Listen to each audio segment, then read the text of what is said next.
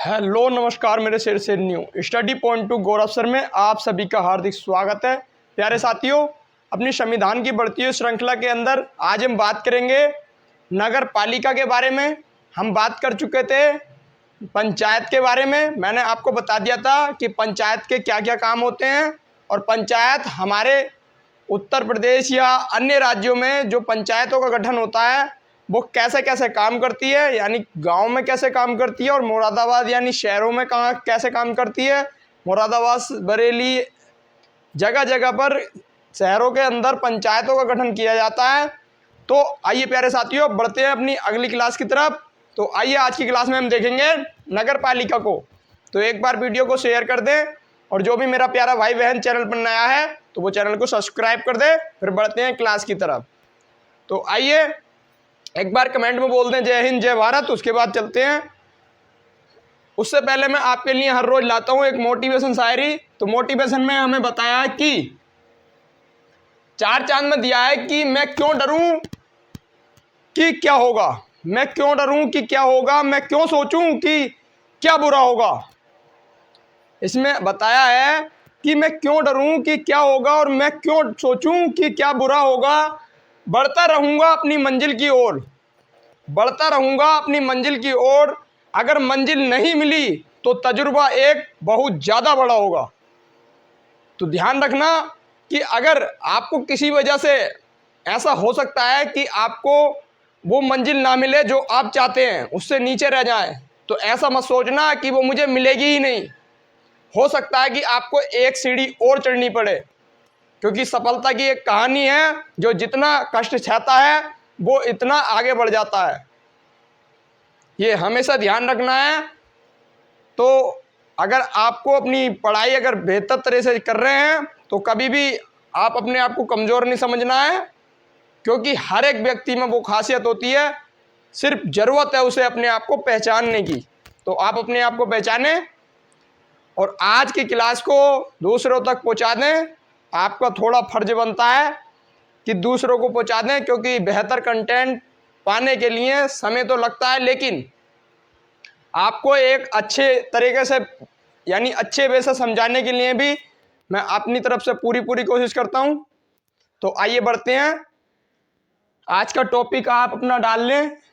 आज के टॉपिक में हम बात करेंगे नगर पालिकाओं की। और जो भी नया है वो एक बार चैनल को सब्सक्राइब कर दे और आगे बढ़ता चले, अपना हेडिंग बना ले। और हम बात कर रहे थे किसकी? भाग नंबर 9 की, और आज बात होगी भाग नंबर 9A की।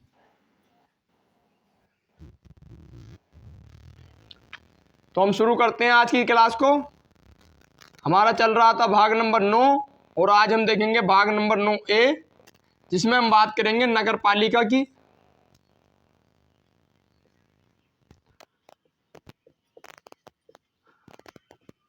नगर पालिका की, और नगर पालिका को हमारे संविधान में, क्योंकि ए का मतलब होता है कि ये कभी ना कभी जुड़ा है। मैंने आपको पिछली क्लास में बताया है कि कॉन्स्टिट्यूशन अमेंडमेंट यानी 74वां संविधान संशोधन हुआ।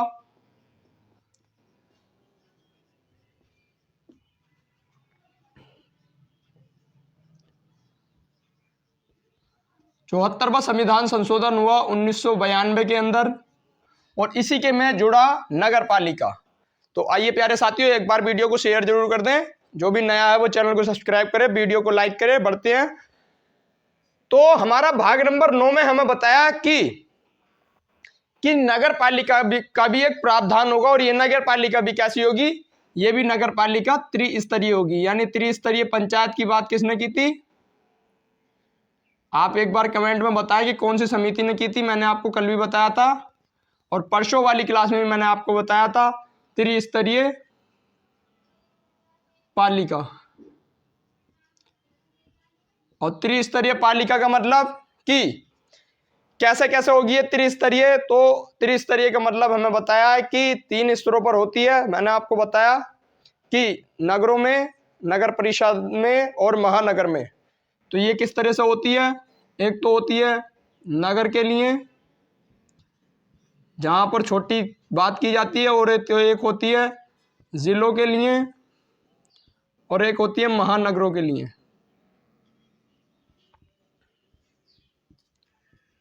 महानगर। ये जो क्षेत्र हमारा आता है ये कितनी आबादी में आता है? तो ये आता है लगभग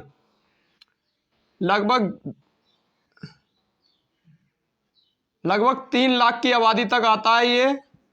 और इसके बाद आपसे पूछा जाए कि 3 लाख से 10 लाख की आबादी तक आता है हमारा जिला, और इससे आगे हम बढ़ जाते हैं नगर की तरफ, महानगर की तरफ, और यह आता है 10 लाख से आबादी वाला जिला। 10 लाख की से अधिक आबादी वाले जिले को हम महानगर की श्रेणी में डाल देते हैं। और फिर अगर मैंने आपको बताया कि अगर 20 लाख से ज़्यादा हो जाए तो हम उसे राज्य करार दे देते हैं। तो आइए प्यारे साथियों, एक बार इसे वीडियो को जरूर शेयर करते रहें। इसके बाद हम बढ़ते हैं और अपने अनुच्छेदों को लेके चलते हैं। तो आइए प्यारे साथियों, हमारा अनुच्छेद आता है जिसे कहते हैं अनुच्छेद नंबर 243। और हाँ, ये हमारा कहाँ से कहाँ तक है? तो ये आता है हमारा पी से, पूरा लिख लें आप, 243 पी से, और ये आता है 243 जेड जी तक। आप इसे ध्यान रखेंगे, ये नंबर पूछा जा सकता है। तो आता है हमारा अनुच्छेद नंबर 243 पी।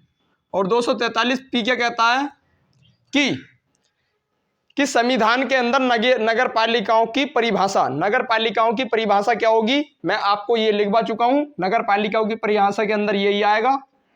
तो आपको मैं दोबारा बता देता हूं कि नगर पालिकाओं की परिभाषा में कैसे कैसे आता है।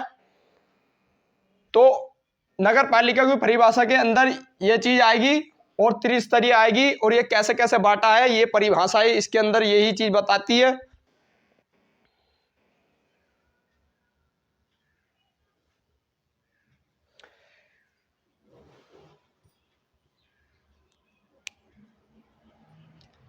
तो आप इसे इसके अंदर नोट कर लें, मैंने पहले समझा दिया, अनुच्छेद नहीं लिख पाया, कोई दिक्कत नहीं, मैंने आपको बता दिया है। इसके बाद बढ़ते हैं अपने अगले अनुच्छेद की तरफ, जो आता है हमारा अनुच्छेद नंबर 243 का वी। और 243 का वी हमारे पास क्या कहता है कि नगर पालिका के अंदर जो भी नगर पालिका के अंदर बात की जाती है, यानी कि किसी का गठन किया जाता है, सीधे अक्षरों में आप जान लें कि नगर पालिका का गठन कहां पर है। आपसे एक पॉइंट पूछा जा सकता है कि नगर पालिका का गठन कहां है? तो 243 के किसके अंदर? क्यू के अंदर। 243 के क्यू के अंदर बात की जाएगी। और ये 243 के क्यू के अंदर किसने प्रावधान किया? तो ये किया विधानमंडल ने। और क्यों? तो विधानमंडल ने इसका प्रावधान किया किस तरीके से? तो एकल संक्रमणीय कालीन क्षेत्र के रूप में किया है। तो आइए इसे देख लेते हैं। 243 क्यू, और इसमें आया है कि एकल संक्रमण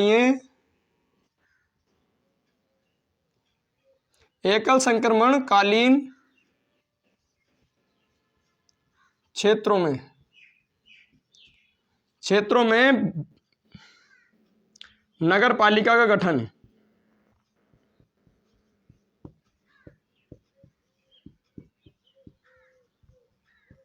मैं आपको चाहता तो खाली इतना लिखवा सकता था कि नगर पालिका का गठन, लेकिन यहां से क्वेश्चन पूछा जा सकता है कि एकल संक्रमणीय क्या होता है। तो एकल संक्रमणीय क्षेत्र कौन कौन से होते हैं?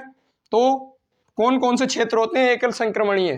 तो एकल संक्रमणीय क्षेत्रों के अंदर हमारा आएगा, पहले नंबर तो हमारा आएगा कि जो छोटे शहर हैं उन्हें क्या कहा जाता है? तो छोटे शहरों को आपके सामने अगर पूछा जाए कि छोटे शहर किसके अंदर आएंगे, तो वो भी किसके अंदर आते हैं? एकल संक्रमणीय के अंदर। और आपसे पूछा जाए बड़े शहर किसके अंदर आते हैं, तो वो भी इसी के अंदर आते हैं। लेकिन इन्हें दो पार्टों में बांटा गया है, एक आता है नगर परिषद और एक आता है नगर निगम। तो ये कैसे कैसे है? तो यहां से क्वेश्चन पूछा जा सकता है। तो छोटे क्षेत्रों को हम क्या कहते हैं? छोटे क्षेत्रों को या छोटे शहर को मैंने आपको कल भी बताया था कि ग्राम पंचायत के अंदर, यानी पंचायत के अंदर हम बात करेंगे ज्यादातर गांव से रिलेटिव, और जो हमारी नगर पालिका है इससे हम बात करते हैं शहर से रिलेटिव। तो दोनों के लिए बताया गया है। ये है छोटे शहर। तो छोटे शहर में हमारी किस चीज की बात की गई है? तो इसमें आता है नगर परिषद। और अगर आपसे पूछा जाए कि बड़े शहरों के अधीन क्या होता है, तो बड़े शहरों के अधीन हमारी आती है जिसे कहते हैं नगर निगम। आप बेखूबी जानते होंगे, क्योंकि नगर निगम का जिक्र ज़्यादातर हमने देखने को मिलता है शहर के अंदर, क्योंकि सारे जो काम कराती है शहर में वो कौन कराती है, नगर निगम ही इसकी जिम्मा लेती है और ये काम कराती है। इसके बाद हम बढ़ेंगे अपने अगले पॉइंट की तरफ, तो एक बार इसे नोट कर लें। उससे पहले मैं आपको एक अनुच्छेद और लिखवा देता हूँ, जगह है हमारे पास। इसके बाद आता है 243 का आर। तो आर क्या कहता है, तो आर कहता है कि संरचना, यानी जो हमारे पास नगर पालिका है, नगर पालिका की संरचना ये किस किस आधार पर हो सकती है और कौन करता है, तो इसके बारे में जानकारी दी है हमें अगले अनुच्छेद में। तो आप इसे भी नोट कर लें, अनुच्छेद नंबर 243 का आर। और 243 का आर कहता है कि 243 का आर कहता है नगर पालिका की संरचना।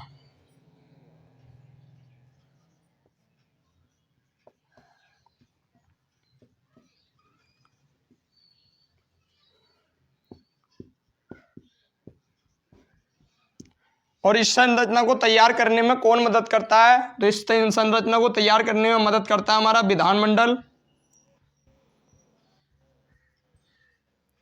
और विधानमंडल में मैंने आपको बताया कि पूर्ण रूप से हस्ताक्षर किसके होंगे, राज्यपाल के, तभी ये लागू होगी, अन्यथा इसकी संरचना नहीं की जा सकती।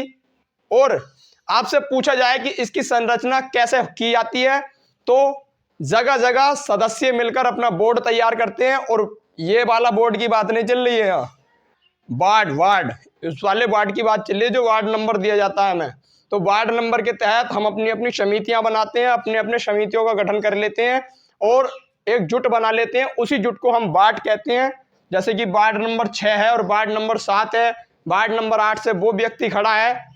इस तरह से आपने सुना होगा कि तो उससे ही क्या होता है, तो उससे ही गठन किया जाता है, यानी संरचना तैयार होती है।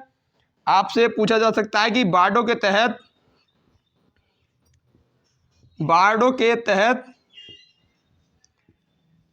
गठन, यानी वार्डों के शहर गठन लिखना सही नहीं रहेगा, वार्डों के तहत संरचना। अपना जुट बनाकर वो वार्डों के तहत अपने अपने जुट को शामिल कर लेते हैं और उसी को कहा जाता है नगर पालिका की संरचना।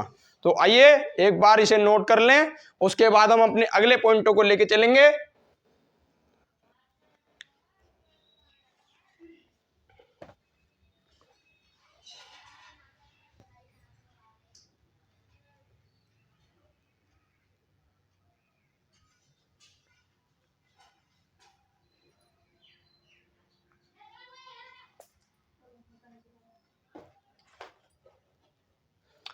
तो एक बार इसे अगर नोट कर लिया हो तो हम इसे रब कर देते हैं।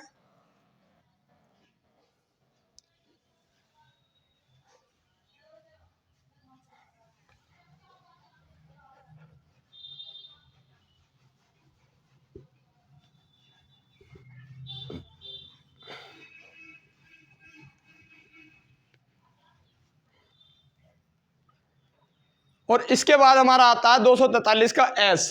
तो इसे आप नोट करें, पहले समझ लें, नोट बाद में करना, मैं आपको टाइम दे दूंगा। तो 243 का एस कहता है कि 243 का एस कहता है कि वार्ड समितियों का गठन एवं उनके कार्य, वार्ड समितियों का गठन एवं उनके कार्य। आपसे पूछा जा सकता है कि वार्ड समितियों का गठन कहाँ किया जाता है, तो वार्डों के द्वारा जो इकट्ठे कर जो संरचना तैयार की जाती है वो कहाँ की जाती है। पिछले वाले अनुच्छेद में मैंने आपको बताया 243 के आर के अंदर और एस के अंदर बताया कि वार्डों के तहत समितियों का गठन। और ये कैसे हो सकता है, तो 3 लाख या इससे अधिक आबादी वाले नगर पालिका के अंदर इसके गठन की बात की जा सकती है। तो आपसे पूछा जा सकता है कि वार्ड के द्वारा समितियों का गठन,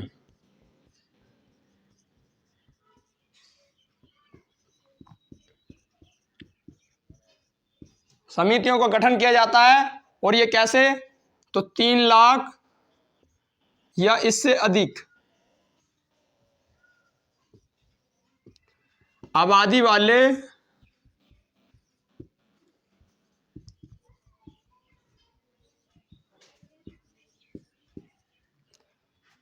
वाले क्षेत्रों में, जहां पर 3 लाख या इससे अधिक आबादी होगी वहीं पर वार्डों का गठन किया जाता है, अन्यथा वार्डों के गठन की कोई जरूरत नहीं होती। वहां पर क्या क्या हो जाता है, तो वहां पर ऐसे ही चुनाव हो जाते हैं, इसका आप ध्यान रखेंगे।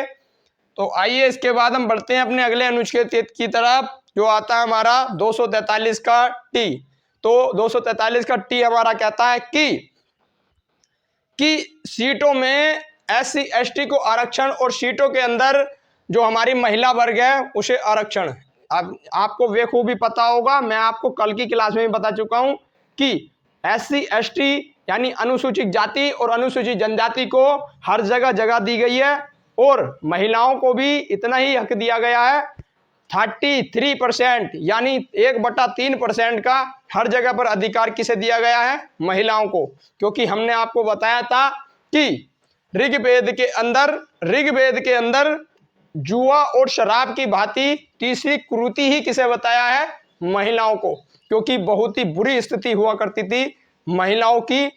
इतिहास के अंदर आप कभी देखना, मैं आपको जब पढ़ाऊंगा तो उसे आप समझ लेना कि महिलाओं की जो बुरी स्थिति है वो बहुत ज्यादा बुरी थी। ये कहां बताया, तो ऋग्वेद के अंदर तीसरी कुरीति किसे बताया, महिलाओं को। मैंने आपको समझा दिया। इसके बाद हम देखते हैं कि आरक्षण, आप इसे समझ लें। अब अनुच्छेद नंबर 243 का टी, इसमें आती है आरक्षण की बात। आरक्षण, और ये किसे, तो नगर पालिका के अंदर अगर कोई चुनाव लड़ता है तो उन्हें आरक्षण दिया जाता है। किसे किसे, SC और ST यानी अनुसूचित जाति और अनुसूचित जनजाति। और एक और आरक्षण की बात की जाती है जिसे हम कहते हैं महिला। ये महिला शब्द आपको देखने में छोटा लग रहा होगा, लेकिन ये बहुत ज्यादा पावरफुल है। महिला, इसे 33% की छूट दी गई है, जिसे हम कहते हैं एक शब्द में 1/3% भी हम कह सकते हैं। यानी इतनी परसेंट की छूट हमें हमेशा दी जाती है महिलाओं के लिए, चाहे वो नौकरी हो, चाहे पंचायत का लेवल हो या जिला पंचायत का लेवल हो, या कि कहीं पर राष्ट्रपति उपराष्ट्रपति ऊपर तक जो हमारा प्रथम नागरिक होता है राष्ट्रपति, वहां तक 33% का रिजर्वेशन मिलता है किसे, महिलाओं को। और ST SC को भी यही बताया इसमें। और इसके बाद आपसे एक चीज पूछी जा सकती है कि इसमें जो होता है हमारा चुनाव किस तरह से होता है, तो इसमें जो SC और ST की जो आरक्षित सीटें हैं वो बराबर होनी चाहिए। किसके, तो SC ST की सीटें बराबर होनी चाहिए, जो हमारी प्रत्यक्ष चुनाव प्रणाली है उसकी। इसमें आपका इंपॉर्टेंट पॉइंट आ जाता है, कोई अगर बड़ा एग्जाम होगा तो उसी में पूछा जाएगा, छोटे एग्जाम के लिए तो यही हो गया। तो इसमें आएगा कि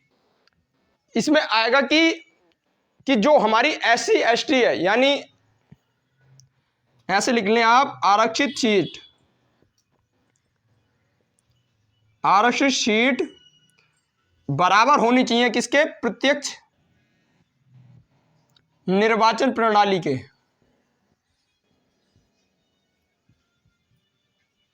यानी जो भी आरक्षित सीट होंगी उनके बराबर होनी चाहिए, जो प्रत्येक चुनाव में हमारे पास सदस्य जुड़े गए हैं उनकी सीटें भी बराबर होनी चाहिए किसके, SC ST को, तभी उन्हें रिजर्वेशन दिया जाएगा। आप एक बार इस पॉइंट को जरूर ध्यान रखें, क्योंकि ये थोड़ा इंपॉर्टेंट हो जाता है। कभी आपसे अगर गहराई में जाके क्वेश्चन पूछेगा संविधान से, तो वो यहां से पूछेगा, ध्यान रखना। इसके बाद हम देखते हैं, अगला आता है हमारा जिसे कहते हैं 243 का यू।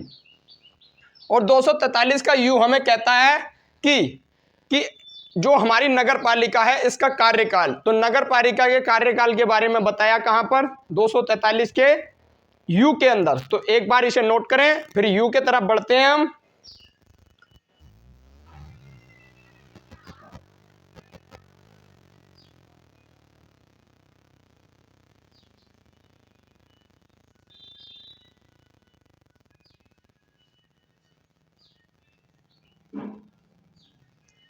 अगर नोट कर लिया हो तो एक बार थम्स अप करें, उसके बाद बढ़ते हैं।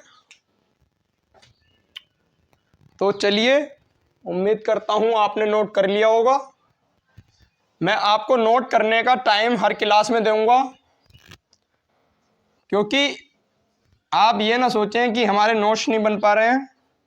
नोट्स आपको खुद ही बनाने हैं, मैं आपको कोई नोट्स नहीं देने वाला। तो आप ध्यान रखेंगे, क्योंकि आपको जो बेहतर कंटेंट दिया जा रहा है ये सिर्फ क्लासों में ही दिया जा रहा है। आपको कहीं भी आप देख लेना, अगर आपको बिना पेड क्लास के अगर आपको एक ऐसा कंटेंट मिल जाए तो, क्योंकि आपको कंटेंट बिगर पेड क्लास के कहीं नहीं मिल सकता। यूट्यूब पे मानता हूं कि क्लासें बहुत हैं, बहुत सी ऐसी क्लासें चल रही हैं जो संविधान की हैं, लेकिन आपको इस तरह से नहीं बताया होगा, बिल्कुल गहराई से एक एक पॉइंट को बिल्कुल समझाते हुए। मैं आपको हर एक पॉइंट को बड़ी गहराई से समझाते हुए चल रहा हूं कि आपको कभी भी अपने जीवन में इसे उतारना हो या किसी के सामने पेश करना हो तो आप बेखूबी उसे पेश कर दें। तो आइए, आता है हमारा अगला अनुच्छेद नंबर 243 का यू, और जिसमें हम बात करेंगे किसकी? कार्यकाल की। और ये कार्यकाल किसका है? तो बात जिसकी चल रही है तो प्यारे साथियों उसी का तो होगा। तो बात किसकी चल रही है यहाँ पर? तो नगर पालिका की बात चल रही है, तो कार्यकाल भी नगर पालिका ही होगा, जायज सी बात है। तो आता है इसके अंदर कार्यकाल तो वही होगा 5 वर्ष का, लेकिन इसके अंदर इंपॉर्टेंट बात इसके अंदर एक और आ जाती है। हमें सिर्फ ये मतलब नहीं कार्यकाल लिख दिया और इसके बाद हम अपने अगले अनुच्छेद की तरफ बढ़े, मैं आपको सारी जानकारी बताऊंगा कि जो हमारी जो नई सरकार बनती है, नई सरकार यानी जो नया सत्र शुरू होता है, वहीं से हमारे कार्यकाल की शुरुआत हो जाती है, ये तो आप जानते ही हैं। इसके बाद हमारे पास अगला पॉइंट आता है इसी के अंदर, जिसे हम कहते हैं कि जो हमारा कार्यकाल है, अगर कोई व्यक्ति कार्यकाल से पहले छोड़कर चला जाए या उसका किसी तरह से विघटन हो जाए तो उस पर जो भी है वो कार्यवाही करने का अधिकार किसे नहीं दिया जाता? तो किसी और को नहीं दिया जाता, यानी कोई और उसकी सुनवाई नहीं कर सकता।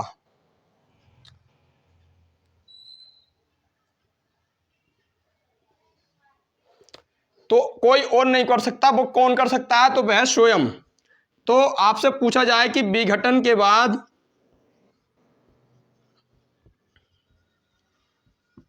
उसकी सुनवाई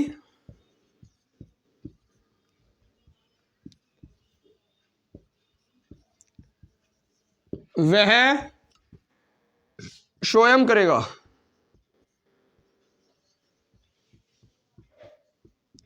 यानी वह स्वयं ही करेगा, जो भी करना है उसके पक्ष में और कोई नहीं आ सकता।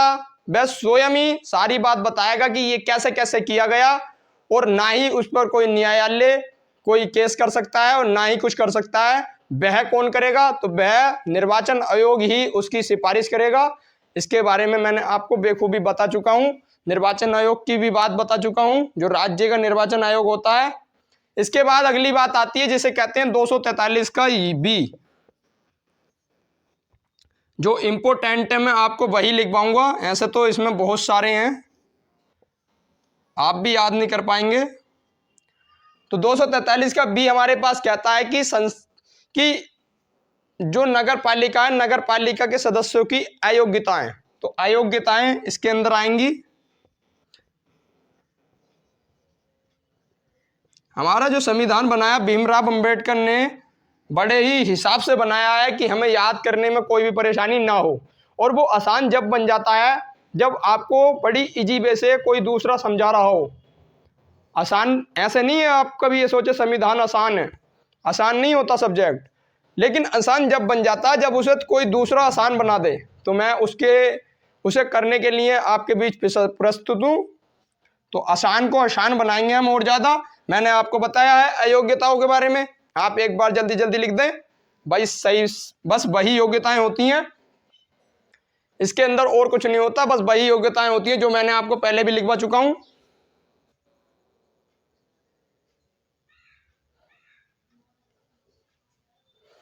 और इसके अंदर एक ही इंपॉर्टेंट चीज आ जाती है, बस बाकी सब वही है कि वह संविधान का उल्लंघन किया हो और वह किसी देश की मदद की हो, या संसद के या जो विधानमंडल है इसमें कोई गलत काम किया हो, या किसी सदस्य के साथ कोई बुरा बर्ताव किया हो, तो इसमें बस वही चीज़ आ जाती है।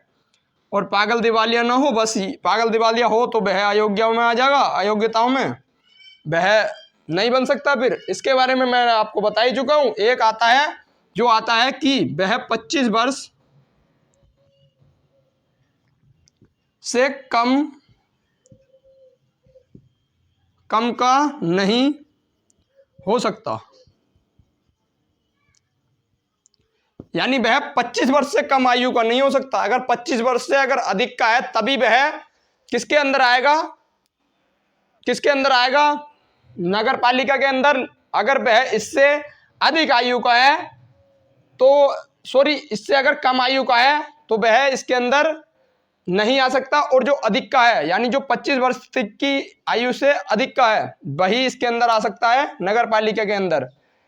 तो इसके अंदर ये अयोग्यताएं हैं इसकी, 25 वर्ष से आयु का नहीं हो सकता, तो ये अयोग्यताएं हैं।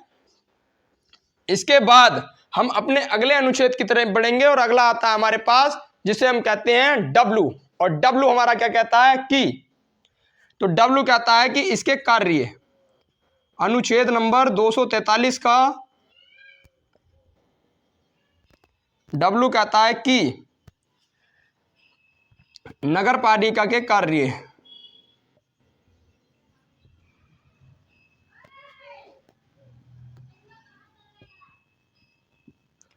नगर पालिका के कार्य और इनकी शक्ति, और इनके कार्य कितने प्रकार के होते हैं, तो ये 18 कार्य होते हैं इनके। और ये चीज हमें बताइए अनुसूची नंबर, तो ये सूची बताइए बताया हमें अनुसूची नंबर 12 के अंदर कि इनके कितने होते हैं, और ये 18 होते हैं। ये हमारा जुड़ा कब से, तो ये जुड़ा 74वां कॉन्स्टिट्यूशन अमेंडमेंट एक्ट 1992 से। आपको इसके बारे में बेखूबी पता होगा, मैंने आपको शुरू में भी लिखवा दिया है। तो आइए, आज की क्लास हमारी जो है वो शायद यहीं रुकेगी, क्योंकि आज का जो आगे का डाटा है इसके अंदर वो इतना काम का नहीं होता, क्योंकि आपका जो आता है वो आता है पी से लेके जेड तक, और जो आपकी संख्या हो जाती है वो बहुत ज़्यादा हो जाती है। इतना आपसे नहीं पूछा जाएगा, कोई सा भी एग्ज़ाम उठा लेना आप, जो मैंने लिखवाया है वो पॉइंट पूछे जाएंगे। आप में सबसे इम्पोर्टेंट पॉइंट ये होता है, और जो सबसे इम्पोर्टेंट होता है कार्यकाल से पूछे जा सकते हैं। जो इम्पोर्टेंट हो सकता है मैंने आपको वो सारी जानकारी बता दी है। तो आइए प्यारे साथियों, आज की क्लास हमारी यहीं रुकेगी। अगर आपका कोई क्वेश्चन है तो उसे कमेंट बॉक्स में कमेंट कर दें, मैं आपका जवाब देने की कोशिश करूंगा। जल्दी बता दें कोई क्वेश्चन हो तो, या आपका अगर कोई क्वेश्चन अगर बाद में फिर भी रह जाता है, लाइव क्लास में नहीं देख पाते, तो आप बाद में कमेंट करके पूछ सकते हैं, मैं उसको बताने की कोशिश करूंगा। तो चलते हैं अब, अंत में वही, खुश रहें, मस्त रहें, अपने अन्नदाता अपने गुरुजनों का सम्मान करें, और आपसे हो सकता है, आपसे जितनी हो सकती है आप दूसरों की मदद जरूर करना, क्योंकि इससे आपको बहुत ही संतुष्टि मिलेगी। अब चलते हैं, बहुत टाइम हो चुका है। जय हिंद, जय भारत।